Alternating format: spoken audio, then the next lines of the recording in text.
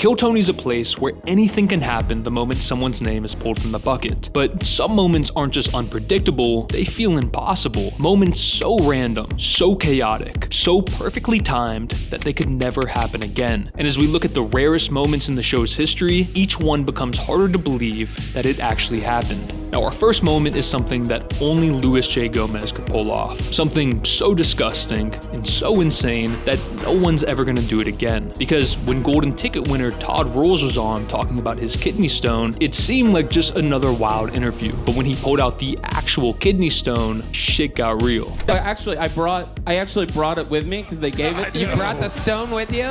Oh. This is the actual stone. Oh my God, let's see that. No, Louis, no! Put that away! Fuck, dude, No.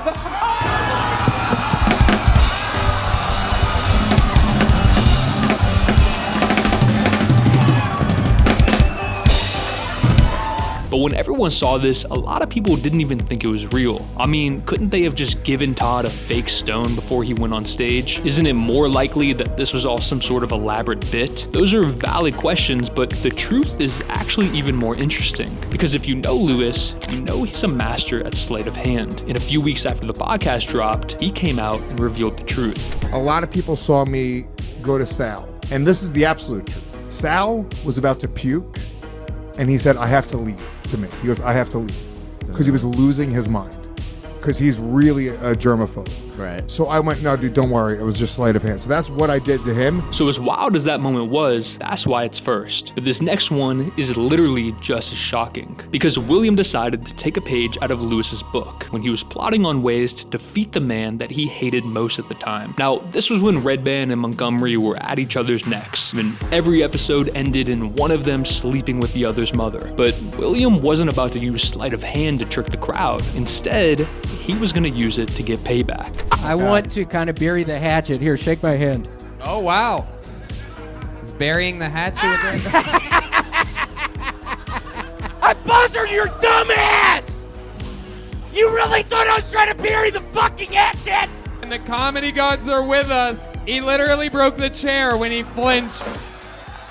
Now let's move from hands to feet, because when a bucket bowl was on stage and admitted his foot fetish, Tony actually found a girl to come up who was willing to have him sniff them. I mean, this is some classic Vulcan activity. But it wasn't just the bucket bowl who was eyeing up those hooves, because Alex Jones was on the panel and he was a little sauced up too. Oh, here he goes. That doesn't smell like nothing, dog. You might as well smell my fucking arm and shit. Hold on, wait. Let me check and make sure it's not bad. Let me see. Hold on. Oh, shit.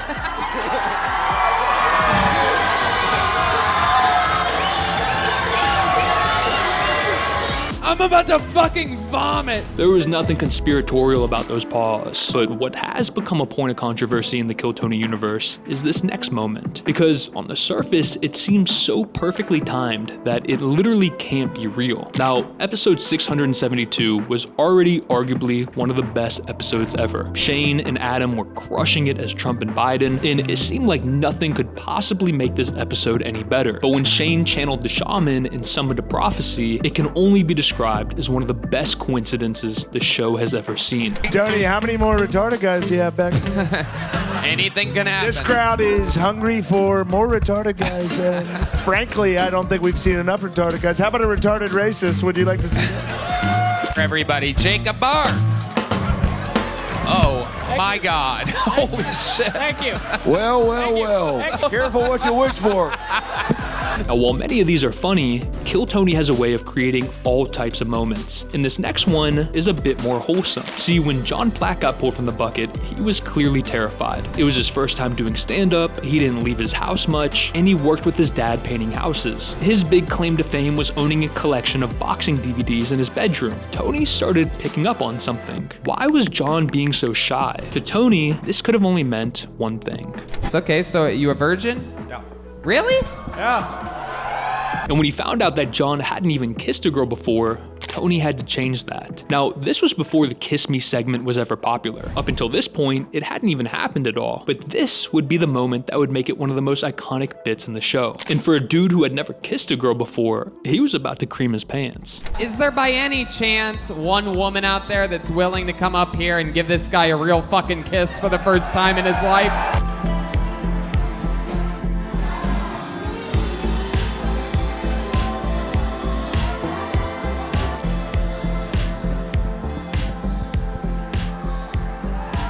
Now, John walked off stage as hard as a rock, but not everyone who's been rock hard walks off the stage as happy as him, because this next moment is one of the strangest and craziest in the show's history. Let me give a little backstory here. There's a lot of meat on this bone. Filibberto was pulled from the bucket on episode 638. He had a really solid minute, and everything was looking smooth. He even knew Michael Gonzalez, the drummer from a wedding that they had both attended. It's a beautiful coincidence where they can both reminisce on their friend CJ's wedding. All Filibberto had to do was not mention that he and CJ used to jerk each other off. What's the gayest thing you've ever done? You ever sit on let's be honest, in middle school, me and my homies used to like jack each other off.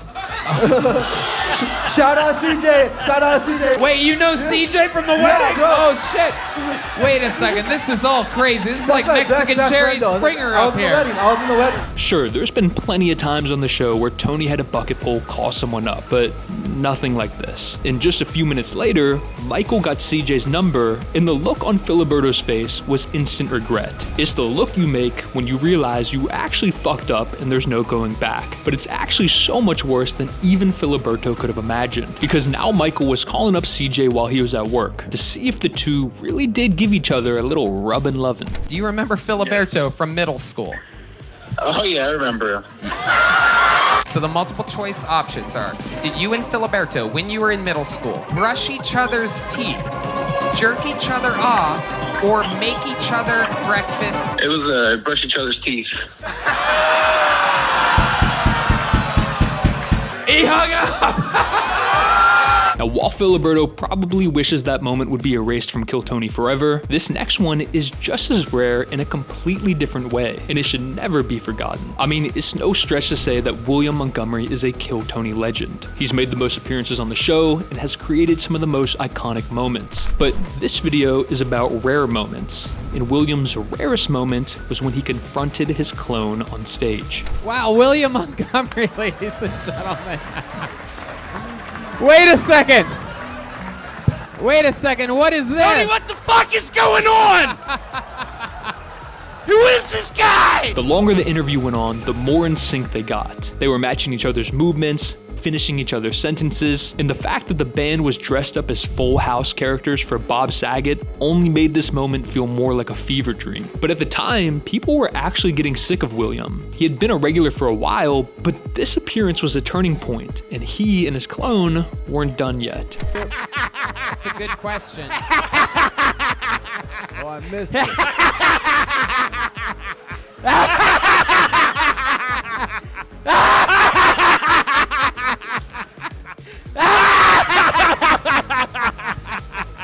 The fucking music down!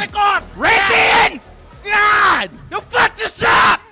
The comments describe this moment perfectly. Easily a top 10 Kill Tony moment. If you don't revisit this clip every couple months, there's something wrong with you. It warms my heart to know that the great Bob Saget got to see this before he passed. But while many of these rare moments have taken place in just a few minutes, this next one is an entire episode. It's actually the rarest episode that most people have completely forgotten about. See, back in the earlier days of Kill Tony, I'm talking 2017, 2018, the show was still trying to figure itself out. And that meant that they were more open to taking chances on ideas. We saw this with the band's experimentation with different characters, Mexican drum-offs, and road shows, but no idea was crazier than episode 244. Well, I'm very excited to bring out the band. As many of you know, as part of the condition of Tony losing and me winning, I got to host a show, but Tony gets to take my place in the band, and he has to commit to a character the entire episode. The idea of Jeremiah hosting the entire show was a wild idea.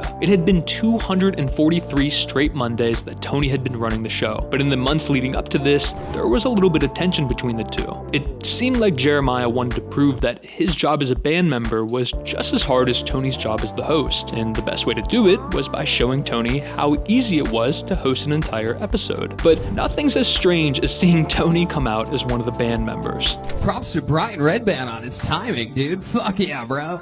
Fuck yeah, man. Natural born host. I'm really surprised that Tony picked to be a douchebag. That's quite a stretch for character work for Tony Hinchcliffe. Shit's pretty fucking easy, dude.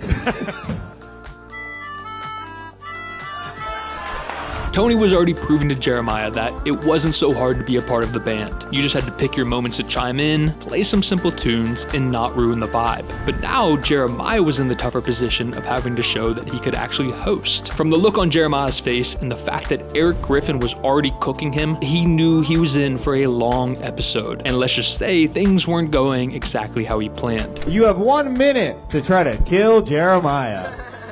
Yeah, that's right, guys. Without further ado, who's ready to get this show started? Things wouldn't get any better for Jeremiah. He literally forgot to interview the first bucket poll, and the show was already completely off the rails. No flow, no structure, and even when he tried to interview them, he couldn't think of anything interesting to ask. It actually got so bad that Eric Griffin and Red Band pretty much took over the hosting role. But Tony knew that something had to be done. He couldn't save the show as the band member he was playing, so he snuck off and changed outfits to one of the band's most beloved characters of all time. What? What? Sick and tired of this goddamn sausage fest I've been watching. Yes! After this episode, everyone had a different appreciation for Tony's ability to host. But hosting and being a part of the band aren't the only rare things that he's ever done. And this next moment actually happened really recently. It's something that might not seem super unique on the surface, but I think it's pretty damn rare. Because we've seen Tony throw joke books to hundreds of bucket pulls, but none of those moments were as unique as the throw to Yee-Hee. See, Yee-Hee has a physical disability, and she struggles to move normally. During her interview, she was bold, but deep down seemed to be a little bit insecure. And when Tony awarded her a big joke book, she was positive that she wouldn't be able to catch it. But then, one of the most wholesome moments on the show happened. Don't throw it to me, that's a hate crime. I bet you catch it. Face your fucking fears. I could easily. Stand up straight, put your arm near your chest. Don't move it. Don't panic. Don't move.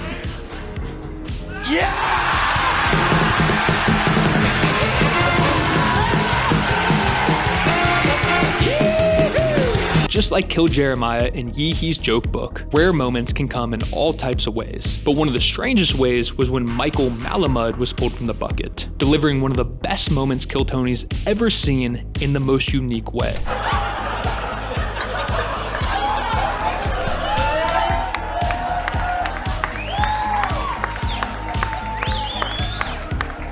An entire minute of completely silent comedy. At this point, Kill Tony had been doing the show every Monday for more than 500 weeks, and no one had ever thought of coming on stage and saying nothing. But while that's a rare moment in of itself, what makes it even crazier is he got a standing ovation. Everything about Malamud was funny. His name, his face, his demeanors, and for the next 5 minutes, he quietly just stood there until finally he broke. So let's talk about it, my friend. How are you? Good. Yes! Yes!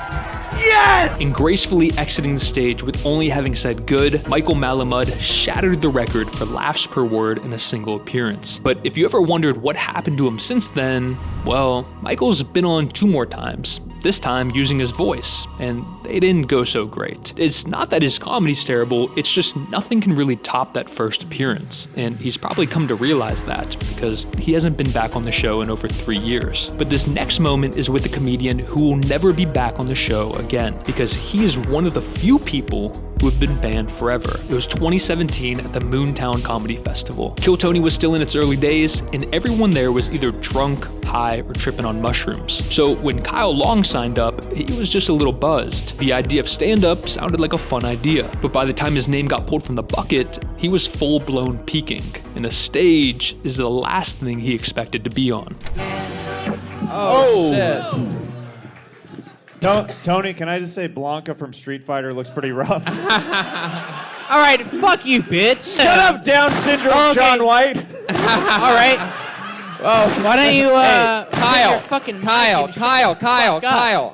Tony and Sal were trying their best to keep Kyle on track, and for a little while, Kyle was able to keep his cool, but for whatever reason, whenever Jeremiah said anything, Kyle completely flipped out. And Jeremiah must have felt some type of way about his mic being ripped out of his hand, because he was about to hit Kyle with something that would completely send him over the edge. What do you do, Kyle? He's a full-time garbage pail kid.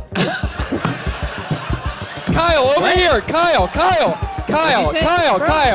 Whoever's working What? here. What'd you say, Whoever bro? you can't let him. Don't. Whoa! There you go. Yeah, he's gone. But as rare as a physical fight is on Kill Tony, there's actually something even more rare than that. Because there's only been one time where Tony genuinely feared for his life. See, the earliest days of Kill Tony were completely chaotic. Everything was quickly changing as they learned what worked and what didn't work. But the one thing that remained the same was the first ever regular, the Iron Patriot. If you've watched some of my videos before, you might be familiar with this story. But in this video, I'm gonna add some things that I haven't before. And for the fans who have never heard of him, I'll quickly explain. The Iron Patriot was the first ever consistent regular. His job was to stand on stage and crack jokes, but as time went on, he slowly started to grow resentful towards Tony and Red Band. In his mind, he thought that the show could be so much more than what it was. And in order to even be on the show, he felt like he was sacrificing other opportunities in his life. Tony and Red Band tried their best to mend this breaking relationship, and there was no better example of this than when they invited the Iron Patriot on the Doug Benson podcast. Unfortunately for all of them, this would be one of the worst ideas ever. Do you like that, Doug?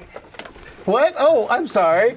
I was going to let that go on for as long as possible. Oh, hey, Doug. I was loving that. Well, I like 12 years a slave, too. 12 years Do a you slave? prepare these things? Because it sounds prepared. No. Sorry about Comic Patriot.